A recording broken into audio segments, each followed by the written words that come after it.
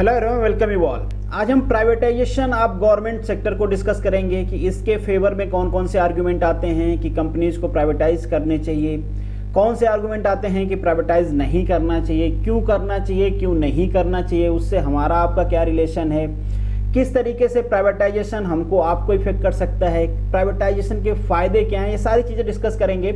और ये भी डिस्कस करेंगे किस सेक्टर को अगर गवर्नमेंट प्राइवेटाइज करती है तो उससे कोई प्रॉब्लम नहीं है, फायदे होंगे, किस सेक्टर को अगर गवर्नमेंट प्राइवेटाइज करती है तो नुकसान होंगे, और लास्ट में कंक्लूजन को भी डिस्कस करेंगे। और इसके साथ साथ आपको दो प्यारे एमसीक्यू भी मिलेंगे। तो चलिए शुरू करते हैं वीडियो को। Before starting the lecture, this is the humble request to all of you, follow Monu academy on the different platform. अगर आपको इन वीडियो के पीडीएफ चाहिए तो आप मुझे टेलीग्राम पे ज्वाइन कर सकते हैं, आप मुझे इंस्टाग्राम और फेसबुक पे भी फॉलो कर सकते हैं। अगर आप मुझसे पर्सनली जुड़ना चाहते हैं तो आप मेरे ट्विटर और इंस्टाग्राम की आईडी को फॉलो कर सकते हैं। प्राइवेटाइजेशन को डिस्कस करने से पहले यहाँ पे दो टर्म्स है, इनको समझ लेते हैं। बहुत बार आपको कंफ्यूजन होता होगा इसमें। तो प्राइवेटाइजेशन एंड डिसइन्वेस्टमेंट, ये दोनों टर्म फ्रीक्वेंटली यूज होते हैं, गवर्नमेंट भी यूज करती है कि कहीं पे प्राइवेटाइजेशन हो रहा है, कहीं पे डिसइन्वेस्टमेंट हो रहा है। प्राइवेटाइजेशन का मतलब होता है कि अगर कंपनी टोटली प्राइवेट ओन हो जाए, कोई उसका ओनर बन जाए, उसका डिसीजन मेकिंग, मैनेजिंग पावर, ये सारे किसी एक आदमी के पास चला जाए या फिर जो प्राइवेट लोग हैं उनके पास चला जाए, तो उसे हम कहते हैं प्राइवेटाइजेशन। यहाँ पे गवर्नमेंट का इंटरफेरेंस जीरो हो जाती है, इसमें गवर्नमेंट इंटरफेयर नहीं कर सकती है। दूसरा होता है डिसइन्वेस्टमेंट। अगर पीएसयूज का डिसइन्वेस्टमेंट हो रहा है, इसका मतलब यह है कि गवर्नमेंट अपने शेयर्स कुछ बेच रही है, बट स्टिल जो पावर मेकिंग डिसीजन, जो मैनेजमेंट है वो अभी भी गवर्नमेंट के पास है, तो उसे हम डिसइन्वेस्टमेंट कहते हैं। तो गवर्नमेंट बहुत सारे पीएसयूज को डिसइन्वेस्टमेंट में डाल रही है, मतलब अपने जो शेयर हैं, होल्डिंग्स हैं, उनको कम कर रही है, और बहुत सारे को टोटली प्राइवेट कर देगी। बहुत सारे सेक्टर्स को, पीएसयूज को, वो टोटली प्राइवेट हैंड में चले जाएंगे। एक चीज और जानना है कि गवर्नमेंट किसको टोटली प्राइवेट करने वाली है और किसको डिसइन्वेस्टमेंट में डालनी है। तो इसके लिए गवर्नमेंट ने दो टर्म्स बनाए हैं, एक होता है स्ट्रेटेजिक, दूसरा होता है नॉन स्ट्रेटेजिक। तो गवर्नमेंट ने कहा है कि जो भी स्ट्रेटेजिक सेक्टर्स हैं उसमें गवर्नमेंट रहेगी, एटलीस्ट गवर्नमेंट के 4 पीएसयूज तो रहेंगे ही, क्योंकि उसको पूरी तरीके से हम प्राइवेटाइज नहीं करेंगे क्योंकि वो स्ट्रेटेजिक है। हो सकता है आप इसको जानते हो, बट मैं आपको फील करवाऊंगा कि ये सेक्टर होते क्या है एग्जैक्टली। नॉन स्ट्रेटेजिक सेक्टर मतलब ऐसे सेक्टर जिसको बहुत ज़्यादा इंपॉर्टेंस नहीं है, बहुत ज़्यादा नेशनल इंपॉर्टेंस नहीं है, पब्लिक इंटरेस्ट में बहुत ज़्यादा नहीं है, तो उनको टोटली प्राइवेटाइज किया जाएगा। यहाँ पे कुछ मेंशन है कि कौन कौन सा सेक्टर स्ट्रेटेजिक है। जैसे पहला मेंशन है बैंकिंग। अब इसको थोड़ा सा फील करते हैं कि स्ट्रेटेजिक और नॉन स्ट्रेटेजिक सेक्टर होते क्या हैं। सपोज करिए ये बैंक है, ये कंपनी को भी लोन देता है, ये किसान को भी लोन देता है, ये एक रेडी लगाने वाले को भी लोन देता है, एक बड़े इंडस्ट्री वाले को भी लोन देता है। अब सपोज करते हैं कि ये बैंक को, इस बैंक में अभी रिसेंटली आपने न्यूज भी सुना होगा कि एचडीएफसी बैंक में बहुत सारे शेयर जो चाइनीज कंपनी उन्होंने परचेज करना स्टार्ट कर दिया था। अब सपोज करिए कि ये चाइना है, इसने क्या किया, इस बैंक में होल्डिंग परचेज कर ली। क्यों परचेज कर ली? क्योंकि अभी ये प्राइवेट बैंक है, कोई भी इसमें इन्वेस्ट कर सकता है। आप सपोज करिए चाइना ने इन्वेस्ट कर दिया। अब क्या होगा, मान लीजिए ये बैंक किसी को लोन दे रहा है और इसके मैनेजमेंट में अब चाइना के लोग हैं। तो चाइना अगर चाहेगा कि इस कंपनी को लोन मिले तभी मिलेगी, चाइना नहीं चाहेगा तो नहीं मिलेगी, क्योंकि डिसीजन मेकिंग इनके पास भी होगा। किस हद तक होगा ये डिपेंड करता है कि कितना इन्वेस्टमेंट हुआ है। चाइना कह देगा नहीं, यहाँ के किसानों को लोन नहीं देना है, लेबर लोगों को लोन नहीं देना है, तो इस तरीके से बैंक लोन देना बंद कर देंगे, अपने अकाउंट खोलना बंद कर देंगे गरीब लोगों का। तो ये होता है कि ये इस देश के लिए स्ट्रेटेजिक सेक्टर है, नेशनल इंटरेस्ट इससे जुड़ा हुआ है। तो ऐसे सेक्टर को अगर हम टोटली प्राइवेटाइज कर देंगे और यहाँ पे गवर्नमेंट रहेगी नहीं, तो बहुत सारी चीज़ें प्राइवेट सेक्टर में चले जाएंगे और इसमें जो लोग हैं यहाँ के उनका लॉस होगा। तो आप कहोगे कि गवर्नमेंट पॉलिसी नहीं बनाएगी। देखिए, गवर्नमेंट जब किसी चीज़ को प्राइवेटाइज करती है तो प्राइवेटाइजेशन के फेवर में पॉलिसी बनाया जाता है। अगर वो प्राइवेटाइजेशन के फेवर में पॉलिसी नहीं रहेगी, गवर्नमेंट फेवर में रहेगी, तो लोग इसमें इन्वेस्ट ही नहीं करेंगे, फिर प्राइवेटाइजेशन का कोई मतलब रह ही नहीं जाता है। तो यहाँ पे जो पॉलिसीज होती हैं वो प्राइवेट लोगों के फेवर में होती हैं, इसलिए गवर्नमेंट बहुत ज़्यादा इसमें इंटरफेरेंस कर नहीं पाती है। ऐसे बहुत सारे सेक्टर्स हैं जिसमें गवर्नमेंट रहेगी, जैसे फर्टिलाइजर, पेट्रोलियम, डिफेंस, बहुत सारे सेक्टर्स ऐसे हैं जिसमें गवर्नमेंट बिल्कुल भी नहीं रहना चाहती है, इनको टोटली प्राइवेटाइज कर देगी। तो ये बेसिकली टर्म्स है जो आपको आना चाहिए। अब हम इंडियन पर्सपेक्टिव से समझने की कोशिश करेंगे कि प्राइवेटाइजेशन अच्छा है या फिर नेशनलाइजेशन अच्छा है। नेशनलाइजेशन मतलब चीज़ों को, सेक्टर्स को गवर्नमेंट के हैंड में रखो, प्राइवेटाइजेशन मतलब प्राइवेट हैंड में दे दो। इन दोनों के बेस में कुछ फेवर में आर्ग्यूमेंट आते हैं, कुछ इनके अपोज में आर्ग्यूमेंट आते हैं। तो जो सबसे बड़ा आर्ग्यूमेंट आता है कि किसी चीज़ को प्राइवेट क्यों करना चाहिए, वो आर्ग्यूमेंट आता है कि इम्प्रूवमेंट इन एफिशिएंसी का। और जो नेशनलाइजेशन के फेवर में सबसे बड़ा आर्ग्यूमेंट आता है वो होता है मोनोपोली का। ये कहते हैं कि अगर गवर्नमेंट वहां पे रहेगी तो मोनोपोली नहीं होगी। हो सकता है इन दोनों वर्ड्स को आप समझते हो, इनकी मीनिंग समझते हो आप, बट आज हम इसको फील करके देखेंगे कि ये दोनों वर्ड कितना इंपॉर्टेंट हैं पब्लिक रिस्पेक्ट में या पब्लिक इंटरेस्ट में। तो पहले बात करते हैं एफिशिएंसी का। हम सभी जानते हैं कि जो गवर्नमेंट ऑर्गेनाइजेशन है उनकी एफिशिएंसी कम होती है, इसमें कोई डिस्प्यूट नहीं है। अब यहाँ पे आप कह सकते हो कि नहीं, कुछ गवर्नमेंट ऑर्गेनाइजेशन है जो प्रॉफिट मेकिंग भी है, डेफिनेटली प्रॉफिट मेकिंग है, बट जितना उनको प्रॉफिट कमाना चाहिए उस सेक्टर में वो उतना प्रॉफिट नहीं कमाती हैं। सिंपल एक एग्जांपल लेते हैं, जब कभी आप किसी गवर्नमेंट काम के लिए किसी गवर्नमेंट ऑफिस में जाते हो तो बाबू साहब, मैनेजर साहब क्या करते हैं, मसाला पान थूकते हुए कहते हैं बाबू आज आपका काम नहीं हो पाएगा, ये डॉक्यूमेंट कम है, वो डॉक्यूमेंट कम है, आप कल आना।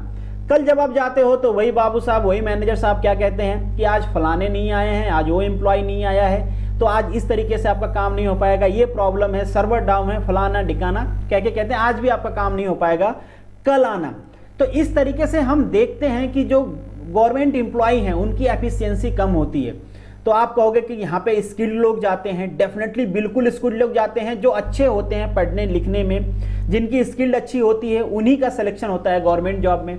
बट जब ये गवर्नमेंट जॉब में एक बार चले जाते हैं तो इनके पास जॉब की एश्योरिटी होती है, काम हो ना हो, कंपनी प्रॉफिट करे नुकसान करे, बट इनकी सैलरी टाइम टू टाइम आने वाली है, कोई प्रॉब्लम नहीं है, इनकी एश्योरिटी है जॉब की, इनसिक्योर नहीं है ये। तो ये क्या करते हैं, धीरे धीरे इनएफिशिएंट होते जाते हैं और टाइम के हिसाब से खुद को मॉडर्नाइज नहीं करते हैं, चीज़ों को सीखते नहीं, तो धीरे धीरे क्या होते हैं, ये इनएफिशिएंट हो जाते हैं। तो इसलिए जो गवर्नमेंट सेक्टर होती है उनकी एफिशिएंसी कम होती है और हम कहते हैं कि अगर चीज़ों को आप प्राइवेट कर देते हो तो उसकी एफिशिएंसी बढ़ जाती है। जैसे कि एसबीआई बैंक है, शहर में तो फिर भी ये थोड़े अच्छे से पेश आते हैं, अगर कभी आप गाँव में एसबीआई बैंक में जाओ आपका अकाउंट तक नहीं खोलेंगे, वहीं पे आईसीआई बैंक है, भैया आपको स्वागत भी करेंगे, अकाउंट भी खोलेंगे, चाय भी पिलाएंगे, पॉलिसी भी बताएंगे, सब करेंगे। अब जो लोग प्राइवेटाइजेशन के अगेंस्ट में आर्ग्यू करते हैं वो लोग कहते हैं कि अगर चीज़ों को आप प्राइवेटाइज कर दोगे तो वहाँ पे मोनोपोली क्रिएट हो जाएगी, और इंडियन पर्सपेक्टिव में बहुत ज़्यादा इसके चांसेज हैं। उनकी आर्ग्यूमेंट भी सही है, मैं आपको एग्जाम्पल से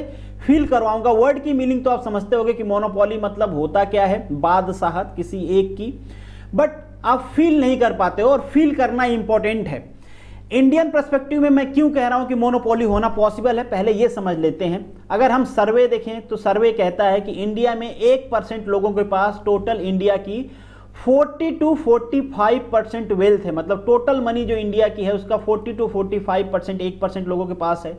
10% लोगों की अगर हम बात करें तो 75% से 80% जो टोटल इंडियन वेल्थ है वो केवल 10% लोगों के पास है, मतलब यहाँ पे गरीबी ज़्यादा है। जो वेल्थ का डिस्ट्रीब्यूशन है वो यूनिफॉर्म है नहीं और इसको हम यूनिफॉर्मली डिस्ट्रीब्यूट भी नहीं कर सकते। अगर आप सोचो कि गवर्नमेंट पॉलिसी बना के ये पूरा पैसा सब में इक्वली डिस्ट्रीब्यूट कर दे तो कोई काम ही नहीं करना चाहेगा, सभी सोचेंगे भैया अडानी का पैसा अंबानी का पैसा तो डिस्ट्रीब्यूट होगा, कल तुम भी अडानी अंबानी बन जाओगे तो तुम्हारा भी पैसा इक्वली डिस्ट्रीब्यूट कर दिया जाएगा, फिर काम करके फायदा कोई मेहनत करना नहीं चाहेगा, तो इसलिए यूनिफॉर्मली डिस्ट्रीब्यूट भी नहीं कर सकते। अब ये यूनिफॉर्मली डिस्ट्रीब्यूट नहीं है तो यहाँ पे मोनोपोली क्रिएट होने के बहुत हाई चांसेज हैं। कैसे? सपोज करिए गवर्नमेंट अभी तो पेट्रोलियम को स्ट्रेटेजिक सेक्टर मानती है और ये कहती है कि यहाँ पे एटलीस्ट 4 गवर्नमेंट पीएसयूज रहेंगी। सपोज करिए गवर्नमेंट ये कह देती है कि नहीं भाई ये स्ट्रेटेजिक सेक्टर नहीं है, हम पूरी तरीके से पेट्रोलियम को क्या कर रहे हैं, प्राइवेटाइज कर रहे हैं। अब आप या मैं कितने ऐसे लोगों को जानते हैं, कितने हमारे रिलेटिव हैं हमारे डिस्ट्रिक्ट में, कितने ऐसे लोग हैं जो कल उठ के खड़ा होंगे और कहेंगे भाई मैं चल रहा हूँ एक पेट्रोलियम रिफाइनरी कंपनीज खोलूंगा या फिर ऑयल एक्सप्लोरेशन के लिए कंपनी लगाऊंगा। कितने ऐसे लोगों को आप जानते हो या जान सकते हो? आंसर होगा नहीं जानते किसी को। क्यों नहीं भाई? कि पैसे नहीं है ऐसी कंपनी खोलने के लिए, ह्यूज इन्वेस्टमेंट चाहिए जो हमारे पास नहीं है। कुछ ही लोग इस सेक्टर में जा सकते हैं, तो कुछ ही लोग जाएंगे तो क्या होगी, मोनोपोली क्रिएट होगी। अब मोनोपोली को हम फील करने की कोशिश करते हैं कि मोनोपोली क्रिएट होगी तो इसमें जो पब्लिक इंटरेस्ट है वो कैसे कंप्रोमाइज होगा। सपोज कर लेते हैं ये कोई कंपनी आर है, ये भी ओनियन बेच रही है, ये कंपनी ए है, ये भी ओनियन बेच रही है। ओनियन की जगह पे एप्पल भी ले सकते हो आप, एप्पल थोड़ा फील आएगा आपको, कैसे फील आएगा दिखाता हूं मैं। सपोज करिए ए कंपनी कहती है कि ये ओनियन या एप्पल बेच रहे हैं 100 रुपीज केजी पर केजी। ये कंपनी आ गई यार ये बोलेगी कि नहीं मैं तो 80 रुपीज पर केजी बेचूंगा। ठीक है, अब क्या हुआ, आपको तो मजा आ गया, कंपटीशन आ रहा है मार्केट में, अब एप्पल या ओनियन, एप्पल लेते हैं तो आप एप्पल खरीदने आ गए इस कंपनी से, इस कंपनी के पास आप कंपटीशन घट गया, आपका कम पैसे लग रहे हैं, आपको कम पैसे में एप्पल मिल रहा है। अब ये कंपनी देखी कि इसका नुकसान हो रहा है, कस्टमर जा रहे हैं, तो इन्होंने क्या किया, बोला कि अब तो हम 70 रुपीज पर केजी के हिसाब से बेचेंगे। आपको और मजा आया, आप इंजॉय करते हुए इधर से इधर आ गए, कंपटीशन बढ़ गया, प्राइस घट रहा है, पब्लिक का इंटरेस्ट कंप्रोमाइज नहीं हो रहा, पब्लिक को तो बहुत मजा आ रहा है, पब्लिक यहां से अब यहां से खरीदेगी। फिर ये कंपनी को लगा यार अब मेरा नुकसान हो रहा है, इस कंपनी ने कह दिया 50 रुपीज पर केजी बेचूंगा मैं, ठीक है। अब यहाँ के लोग घर पे कहते भाई अब कल से खाना नहीं खाएंगे, आपने बीवी से बोल दिया खाना नहीं खाएंगे, मम्मी अब खाना नहीं खाएंगे, एप्पल खाएंगे, एप्पल 50 रुपये किलो मिल रहा है, आप एप्पल 50 रुपये किलो खरीद रहे हो। अब इस कंपनी को लगा और नुकसान हो रहा है, चलो भाई मैं 40 रुपीज पर किलो बेचूंगी, ठीक है। कंपनी को नुकसान हो रहा है बट उसको मार्केट में सस्टेन करना है, फिर भी वो क्या कर रहे हैं कि चलो हम 40 रुपीज किलो बेचेंगे। अब ये कंपनी थोड़ी बड़ी है, इसने क्या किया, इसने अपने लोगों को यहाँ भेज दिया, ठीक है, अपने लोगों को यहाँ भेजा और बोला जितना एप्पल है इसका सब खरीद लाओ। इन्होंने क्या किया, पूरा एप्पल खरीद लिया। अब आर कंपनी आई, बोली तुम्हारे पास कितना एप्पल है, इन्होंने बोला 10 टन। 10 टन कोई बात नहीं, सब 40 रुपीज के रेट से हमें दे दो। आर कंपनी के लोग पूरे एप्पल खरीद के इसके पास आ गए। जैसे ही पूरे एप्पल इसके पास आया, कंपनी में मोनोपोली आ गई, दूसरा कोई आदमी एप्पल बेचने वाला नहीं है, दूसरा कोई नहीं है। इसने बोला भाई कल से एप्पल के दाम होंगे 180 रुपीज पर केजी, आपको लेना है लो, नहीं भाड़ में जाओ। अब आपको एप्पल चाहिए, ओनियन चाहिए, तो आप क्या करोगे, खरीदोगे। अब आप सोच रहे होगे भैया गवर्नमेंट क्या गई, गवर्नमेंट भी तो होगी पिक्चर में, वो इससे कहेगी भाई तुम इतना 180 रुपीज किलो क्यों बेचोगे, नहीं बेच सकते, गवर्नमेंट पॉलिसी बनाएगी। देखिए भैया गवर्नमेंट पॉलिसी बनाएगी बट आपको पता है हमारा पॉलिटिकल सिस्टम कितना करप्ट है। अब ये कंपनी क्या कहेगी, चलो भैया 180 बेच रहे हैं, 180 में से 20 रुपीज पर केजी तुम पार्टी फंड में रखो, मंत्री जी को दे दिए, जो पॉलिसी मेकर है उनको दे दिए। ये भाई साहब कल प्रेस कॉन्फ्रेंस कहेंगे, गवर्नमेंट वाले कहेंगे ये तो प्राइवेट कंपनी है, इसमें हम इंटरफेयर नहीं कर सकते, ये जितना मर्जी उतना बेचें। आपने देखा भी होगा, इसका फिजिकल एग्जांपल भी आप देख सकते हो। गवर्नमेंट को भी पता है कि जो प्याज का प्राइस है साल भर में एक बार ये 120 से 140 रुपीज किलो चला जाता है, जो भी पॉलिसी मेकर हैं सबको पता है। क्या ये कंट्रोल होता है, नहीं होता है। क्यों, क्योंकि कुछ पैसे वाले पूरी प्याज खरीद लेते हैं, सप्लाई कंट्रोल कर देते हैं, डिमांड बढ़ती जाती है और इन्फ्लेशन आ जाता है। इसी तरीके से मोनोपोली मार्केट में क्रिएट की जाती है, इसको आप फील करने की कोशिश करना। और यहाँ पे आपको कुछ दिन मजा आ रहा था बट बाद में आपके पैसे, आपके पॉकेट से पैसे निकाल लिए जाएंगे, आपको पता भी नहीं चलेगा। एक और एग्जांपल लीजिए रिलायंस जियो का। भैया रिलायंस जियो जब आई थी फ्री में पहले दिया, फ्री में नेट, फिर इन्होंने क्या किया, बोला 350 रुपये में नेट देना स्टार्ट किया, उसमें भी 50 रुपये आपके बोनस मिल जाते थे, कूपन रहते थे, आप अपना भी रिचार्ज कराते थे और गर्लफ्रेंड का भी रिचार्ज कराते थे। जैसे ही फोन आता था, अच्छा बाबू का रिचार्ज खत्म हो गया, अरे मैं क्या किस लिए हूं, मैं रिचार्ज कराऊंगा, तुम टेंशन ना लो, तो आप रिचार्ज इनका भी करवाते थे। अभी क्या हुआ, ये 300 रुपये का बढ़ा के इन्होंने 600 रुपये कर दिया और ये जो 50 रुपये आपका बोनस मिलता था वो भी खत्म हो गया। अब बाबू का रिचार्ज खत्म हो जाता है, मगर आप क्या कहते हो, अरे यार पापा पैसे नहीं दे रहे, अरे यार कोरोना है, सैलरी नहीं आ रही, फला फला फला, आप भी बहाने बनाने लगते हो। तो यहाँ पे भी मोनोपोली आ रही है और मोनोपोली आएगी, ये रिचार्ज 600 का 1200 हो जाएगा। तो इस तरीके से पब्लिक इंटरेस्ट क्या होता है, धीरे धीरे कॉम्प्रोमाइज होना स्टार्ट हो जाता है। कुछ दिन तो आप इंजॉय करते हो। तो यही जो इंडियन मार्केट है ना, यहाँ पे चूंकि जो वेल्थ है अनयूनिफॉर्मली डिस्ट्रीब्यूटेड है, तो यहाँ पे मोनोपोली बनने का बहुत ज्यादा चांस होता है कि जैसे ही प्राइवेट सेक्टर्स आएंगे वो तुरंत मोनोपोली क्रिएट कर देंगे। आगे हम और एग्जांपल देखेंगे तो आपको समझ में आएगा। ये तो रहा एक सिंपल लैंग्वेज में समझना। आप थोड़े पढ़े लिखे हो, थोड़ा और समझना चाहते हो, तो यहाँ पे कुछ डिफरेंसेस दिए गए हैं प्राइवेटाइजेशन और नेशनलाइजेशन में। जैसे हमने कहा कि ये प्राइवेट ओन्ड हो जाएगा, ये गवर्नमेंट ओन्ड रहेगा। प्राइवेट ओन्ड है, जो भी प्रॉफिट होगा वो किसी प्राइवेट आदमी के पास जाएगा, जो मैनेजरियल पोस्ट के लोग हैं, डायरेक्टर के पोस्ट के लोग हैं, वो पूरा प्रॉफिट खाए जाएंगे। जो लेबर कास्ट के लोग हैं उनको प्रॉफिट मिलेगा नहीं। गवर्नमेंट में ऐसा नहीं होता है, गवर्नमेंट को इलेक्शन में जाना होता है तो वो ऐसी पॉलिसी बनाते हैं कि कंपनी अगर प्रॉफिट कमाएगी तो सब में डिस्ट्रीब्यूट होगा। यहाँ पे लोग पोल्यूशन, जो भी एक्सटर्नल चीज है, अगर मान लीजिए यहाँ पे कोई ऐसा डिस्चार्ज हो रहा है जिससे लोग वहाँ पे बीमार पड़ रहे हैं, साउथ इंडियन वाले बहुत ऐसी मूवी बनाते हैं, आप देखना, तो कंपनी उसका ध्यान नहीं देती है। वो बस ध्यान देगी कि प्रॉफिट कैसे बनाएं, लोगों का क्या नुकसान हो रहा है, एनवायरमेंट का क्या नुकसान हो रहा है, उससे प्राइवेट कंपनी को कोई लेना देना नहीं है। बट गवर्नमेंट ऐसा काम नहीं कर सकती। गवर्नमेंट केवल प्रॉफिट मोटिव नहीं होती है, उनको इलेक्शन में जाना होता है, वोट लेना होता है, लोगों के बारे में सोचना पड़ेगा, मजबूरी होती है उनकी। एफिशिएंसी, डेफिनेटली हमने पहले बात किया, एफिशिएंसी तो बढ़िया होती है प्राइवेट ऑर्गेनाइजेशन की। डेफिनेटली जैसे मैंने पहले बताया, एक स्किल्ड लोग जाते हैं गवर्नमेंट सेक्टर में, बट वो जाके अनस्किल्ड हो जाते हैं, वहां पे बहाने बहुत बनाते हैं। नॉलेज, जैसे हमने कहा कि प्राइवेट सेक्टर में लोग इंप्लीमेंट करते रहते हैं, नई नई टेक्नोलॉजी को बोरो करते हैं, बट गवर्नमेंट बोरो नहीं कर पाती है। बहुत ही अच्छा एग्जांपल है, आप एयर इंडिया का ले सकते हो। एयर इंडिया में पहले तो स्किल्ड लोग गए होंगे, बट धीरे धीरे एयर इंडिया लॉस में चली गई। यहाँ पे पॉलिटिकल इंटरफेरेंस भी बहुत होता है। आपने देखा वंदे भारत प्रोग्राम चलाया गया, कौन चलाया भाई? एयर इंडिया ने चलाया ना, कोई प्राइवेट कंपनी गई वहां पे? कोई प्राइवेट कार्गो गया? नहीं गया। अब क्या है, चूंकि ये सरकारी कंपनी है, सरकार के लोग कहते हैं भाई पेट्रोल भरा के लोगों को ले जा रहे हैं, ले आ रहे हैं, और फिर सरकार उम्मीद करती है कि एयर इंडिया प्रॉफिट में भी रहे। कैसे प्रॉफिट में रहेगी? आपने दोस्त की गाड़ी समझ लिया है, उसको तेल भरवा के आप घूम रहे और सोच रहे हो कि वो प्रॉफिट भी कमाए, कैसे कमाएगी? तो ये पॉलिटिकल इंटरफेरेंस इसमें रहता है, इसलिए पीएसयूज कंपनी घाटे में जाना शुरू कर देती है। जैसे बीएसएनएल है, बीएसएनएल अपने बाप की समझ लिए हैं लोग, पोस्ट पेड सिम ले लेते हैं, पैसे भरते नहीं। इलेक्ट्रिसिटी को समझ लेते हैं लोग, गवर्नमेंट, आपने देखे होंगे पार्टी को लोग 40-40 लाख 50-50 लाख उनके यहाँ इलेक्ट्रिसिटी की बिल बकाया है, बट जहां पे भी गवर्नमेंट सेक्टर रन कर रही है पैसे ही नहीं भरते, क्या कर लोगे? तो इस टाइप की चीजें होती हैं। मोनोपोली को हमने डिटेल में डिस्कस कर लिया, आपको मोनोपोली पता है। यहाँ पे कुछ सेक्टर्स दिए गए हैं, बट हम लास्ट में डिटेल में डिस्कस करेंगे कि कौन से सेक्टर को आप प्राइवेटाइज कर सकते हो, किसको नहीं कर सकते हो। अब उसी कंक्लूजन पे हम मूव कर रहे हैं। देखिए, इंडिया में कुछ सेक्टर्स ऐसे हैं कि अगर उनको आप प्राइवेटाइज कर देते हो ना, तो आम आदमी का इंटरेस्ट टोटली कंप्रोमाइज जाएगा, वो मर जाएगा। जैसे है हॉस्पिटल, आप सोच के देखो कि आपके डिस्ट्रिक्ट में, आपके आसपास गवर्नमेंट हॉस्पिटल है ही नहीं, सारे प्राइवेट हैं। प्राइवेट वाले क्या करेंगे? मिलके यूनियन बना के अपनी फी बढ़ा लेंगे। और अभी भी आप देख रहे हो प्राइवेट वाले कितने पैसे वसूलते हैं भाई। गरीब आदमी ना बीमार पड़ेगा तो मर जाएगा, हॉस्पिटल में जाने से पहले ये सोच के कि ये पैसा कहां से लाएगा। तो जो हॉस्पिटल सेक्टर्स है उसको गवर्नमेंट टोटली प्राइवेट सेक्टर में कन्वर्ट नहीं कर सकती, बहुत नुकसान होगा। दूसरा है भाई स्कूल्स।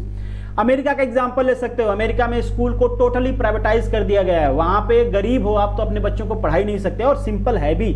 यहाँ पे भी जो प्राइवेट स्कूल्स हैं, प्राइमरी की 1-1, 1.5 लाख 2-2 लाख रुपए फी है भाई। क्या करते हो आप? ज्ञान को घोल के पिलाते हो? नहीं करते ना।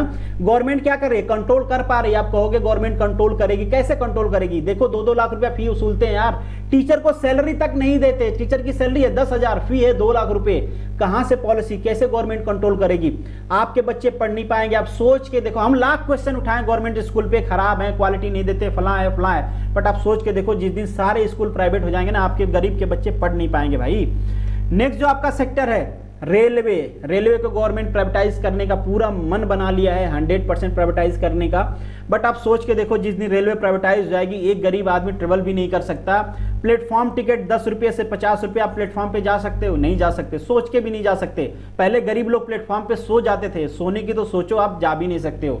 तो ये सारे प्रॉब्लम्स हैं, हमको ध्यान देना पड़ेगा कि जो हमारी पॉपुलेशन है उसका लिविंग स्टैंडर्ड क्या है, उनके वेलफेयर में ये सारी चीजें नहीं रहेंगी। पावर प्लांट को आप प्राइवेटाइज कर दो भाई, इलेक्ट्रिसिटी का बिल बढ़ा देंगे, ये कह देंगे भाई 20 रुपए यूनिट है, लेना है लो, नहीं अंधेरे में रहो। क्या करोगे? गवर्नमेंट भी कुछ भी नहीं कर पाएगी, क्योंकि मैंने पहले भी आपको कंस्ट्रेंट बता दिया।